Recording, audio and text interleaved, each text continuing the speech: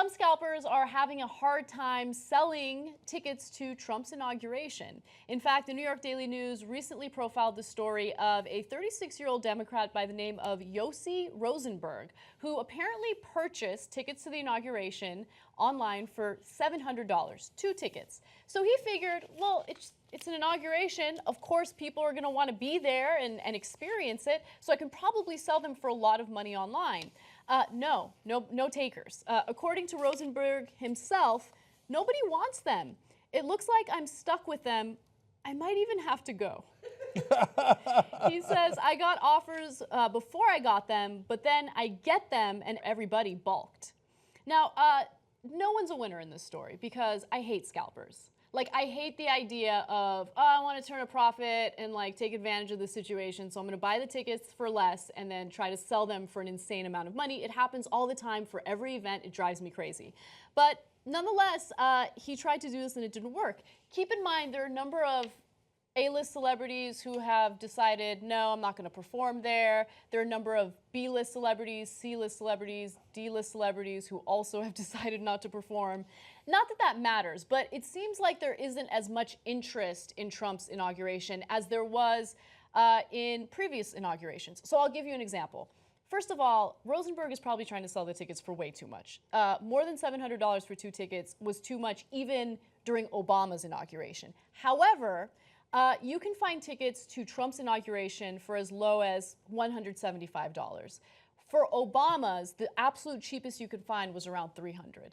Yeah. So I have a slightly different take on this. I think that if Yossi bought him when he thought Hillary Clinton was going to win, and I don't know if it was before or after the election that he bought him, then he probably was right, because the elites are in favor of Hillary Clinton and they have a lot more money.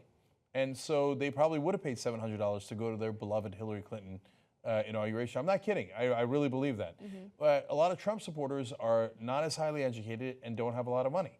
So, and for them, it's hard.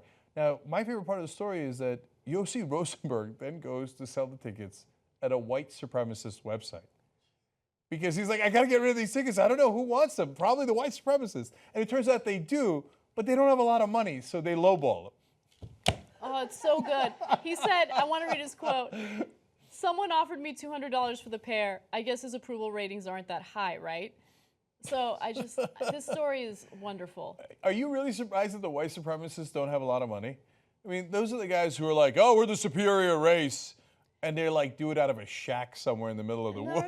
No. They're the guys that are constantly complaining about their economic situation because they won't take responsibility for their actions and will go ahead and blame minorities for it. Just keep that in mind. Yeah, and then of course there's the phenomenon that he's right.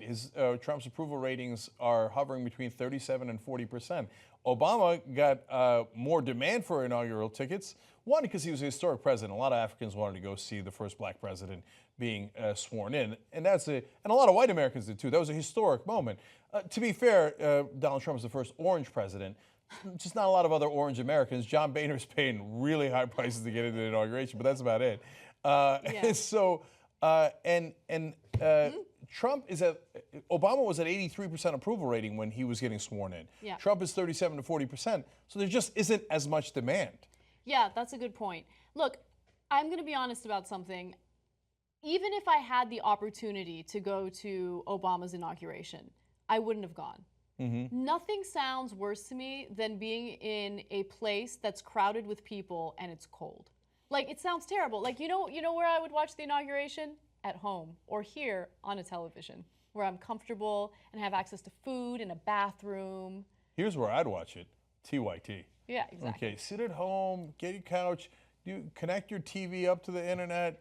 Oh, spend the whole inauguration with us. We'll have a blast. We'll make fun of all of them, both the Democrats and the Republicans, and tell you what's really going to happen. Look, JR went to Obama's inauguration. And he's like, oh, isn't it amazing? And he told me the stories. I was like, no, that sounds miserable. Yep. You're super cold.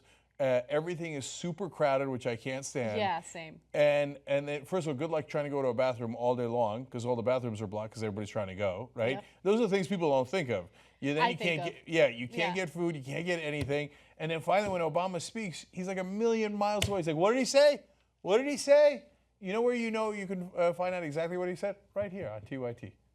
Okay, so come and see. Come watch with us. Don't be a schmuck like Yossi. Are you sick of the mainstream media? Then I got good news for you. We're going to hire some investigative reporters, and we're going to go house. We're actually going to investigate what's happening in this country and stand up for you guys. Help us do it. Go to tytnetwork.com/go. If everybody watching this video just gives a little bit of money, we'd have plenty to hire those investigative teams and unleash them on the country.